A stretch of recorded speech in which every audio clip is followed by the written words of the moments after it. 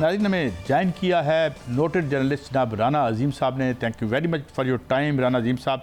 राना साहब, मैं straight away एक सवाल की तरफ आता हूं, क्योंकि एक नॉन गवर्नमेंटल ऑर्गेनाइजेशन पतन के हैं, एक सरवर बारी साहब है, 2-3 दिन से वो बार बार मियां नवाज शरीफ साहब की सीट और उस हवाले से जो फॉर्म 45, 46, 47 उस पर वो शदीद एतराज़ करते नज़र आते हैं। उधर जो ट्रिब्यूनल है वो भी मोअज़्ज़ज़ जज साहिबा आलिया नीलम साहिबा ने, जस्टिस आलिया नीलम साहिबा ने उनको इंटैक्ट रखा है। तो ये क्या डेवलपमेंट हो रही है? फिर मैं दूसरी तरफ आता हूँ आपसे, पहले इस पे ज़रा आपका टेक क्या है राना साहब?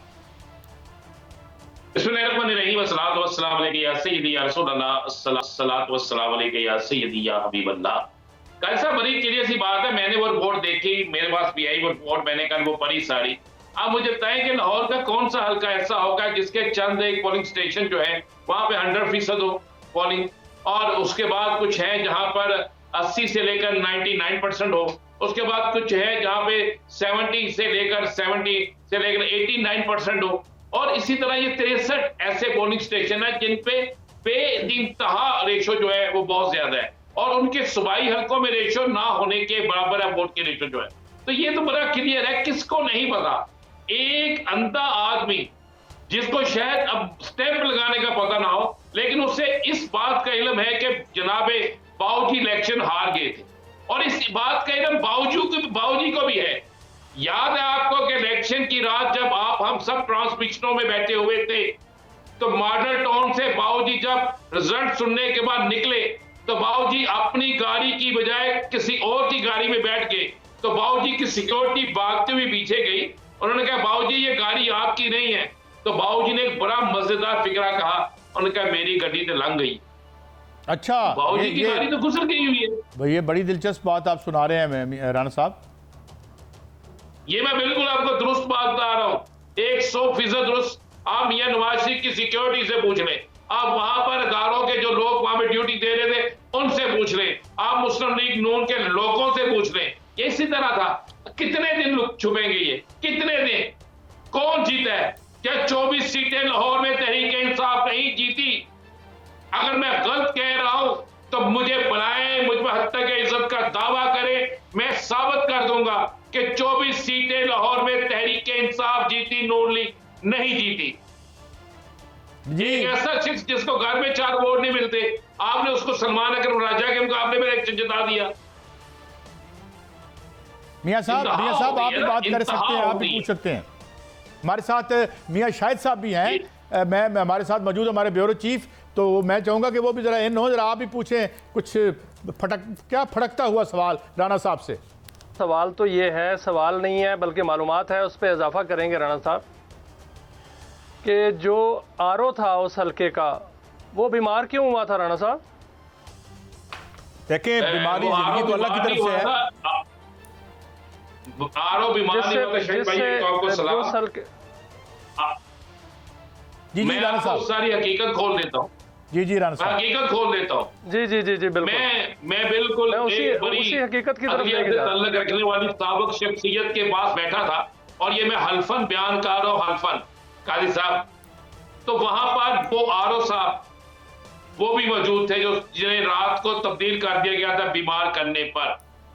तो मैंने उनसे पूछा, उन्होंने कहा जी मैं इस बात का खलफ देता हूं, सिर्फ मुझे ये गारंटी दे दें कि मेरी फैमिली महफूज रहेगी, मुझे ये गारंटी दे दें कि मुझ पर झूठे लफ्ज उसने कहा, झूठे एंटी करप्शन के पर्चे नहीं होंगे, मुझे ये गारंटी दे दें। तो मैं बता देता हूं कि जनाब मियां साहब कितने वोटों से हारे।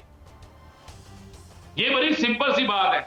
आप एक और वाकया उस रात का शायद आपने नोट किया या नहीं किया, उसी रात जब मियां साहब को पता चला, जब बिलाल यासीन साहब को पता चला, जब बाकी लोगों को पता चला कि इलेक्शन का ये रिजल्ट निकल आया, तो उसी रात एक फायरिंग का वाकया हुआ था चौधरी असगर के डेरे पर, जहां पर मुतअद्दिद लोग जख्मी हुए थे, क्योंकि इलेक्शन की तेजी इतनी थी कि शायद वो कोर्ट ना हो। तो जहां तक शाहिद भाई ने पूछा है कि वो आरओ साहब जो थे वो क्यों बीमार हुए, वो बीमार नहीं हुए, वो लाचार हो गए।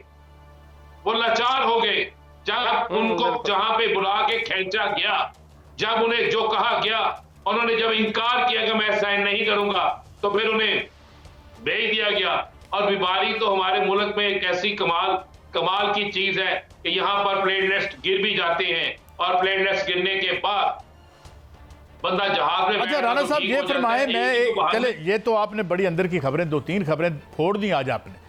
ये बताएं कि एक खबर एक बड़े अखबार ने ये भी दी है कि जो खान साहब ने ओले वाइल एक्सटेंड की थी, मुज़ाकरात की बात की थी, उसको इस्टेब्लिशमेंट ने रबिश कर दिया है या इनकार कर दिया है। वो क्या मामला है? वो क्या ऑफर वाकई थी और क्या वाकई इनकार हो गया? आपके पास क्या खबरें हैं? मेरे ख्याल से ना हमारे खान साहब को जो मिलके लोग आते हैं वो असल खबर को देते नहीं। बिल्कुल एक बात हुई वहां पे कि मुज़ाकरात के हवाले से, बिल्कुल मुज़ाकरात के हवाले से बात हुई। मुज़ाकरात तो बहुत अरसे से बहुत से लोगों को चल रहे हैं। क्या महमूद खान अचकज़ई साहब 3 दफा मुलाकात नहीं कर चुके? क्या 3 मुलाकातें महमूद खान अचकज़ई साहब की नहीं हो चुकी जिनके साथ भी हुई है? तो खान साहब तो उनकी उसके रेफरेंस से बात कर रहे हैं कि हमसे बात वो करे जो बाइख्तियार है।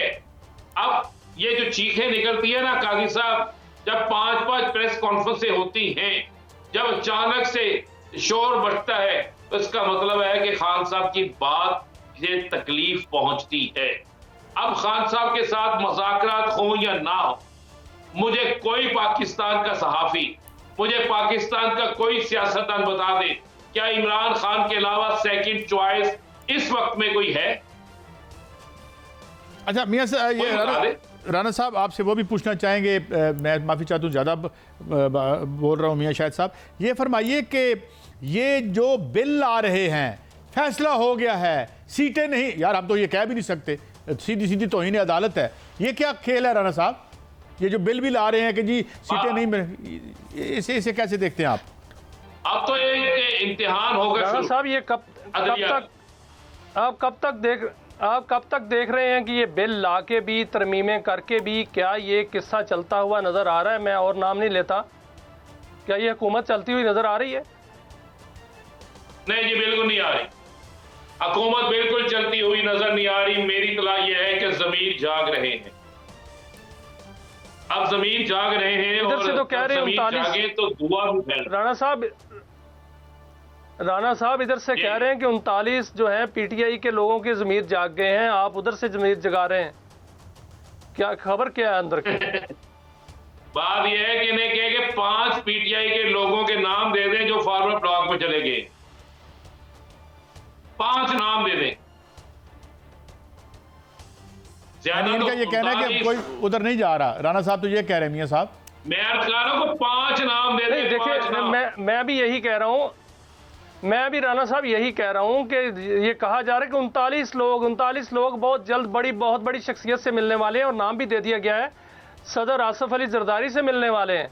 ये भी कह दिया गया है कि सदर आसिफ अली जरदारी से 39 लोग मिलने वाले हैं जिनका ताल्लुक केपीके से है, पंजाब से है, जनूबी पंजाब से है, वो मिलने वाले हैं। ये तो फॉरवर्ड ब्लॉक की बातें हो रही हैं, और आप कह रहे हैं कि ये नहीं चलने वाली, और इधर से लोगों के ज़मीर जाग रहे हैं। इधर से किन लोगों के ज़मीर जाग रहे हैं? जी राणा साहब, बात ये है कि जी मैं फिर वो कह रहा हूं कि ये सिर्फ एक प्रोपेगेंडा है, और मैं 5 नाम मांगता हूं, 39 का नाम मांग नहीं था, 5 नाम मांग रहा हूं कि मुझे 5 नाम दे दें। नंबर 1, नंबर 2, ये क्यों रोजाना पागलपन की बातें करते हैं? अभी आज जो इन्होंने तरमीमी बिल मंजूर किया है कबीना के इजलास में, कमेटी में, उसके बाद तो आपका फॉरवर्ड ब्लॉक का तो वजूद ही खत्म हो जाता है।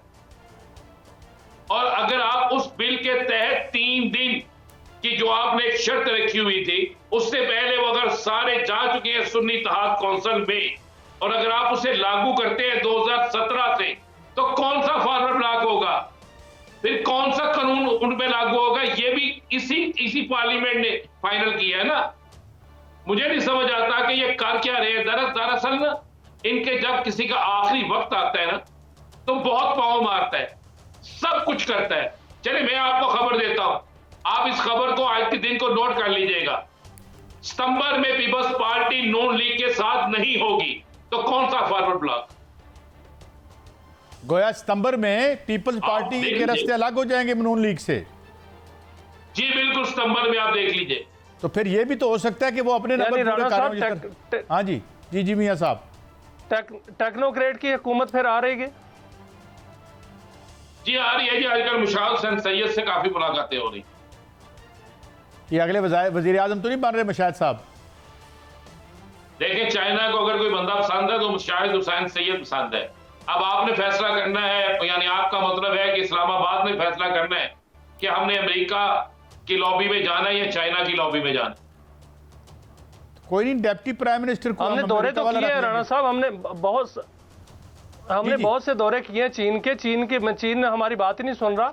तो क्या मुशाहिद हुसैन सैयद जो है वो किरदार अदा करने जा रहे हैं आइंदा? जी बिल्कुल वही किरदार अदा करने जा रहे हैं। आपको मुझसे बहुत अच्छा पता है कि मुशाहिद हुसैन सैयद के वहां पर रूट्स कितने अच्छे हैं। चीन आपकी बात सुने क्यों?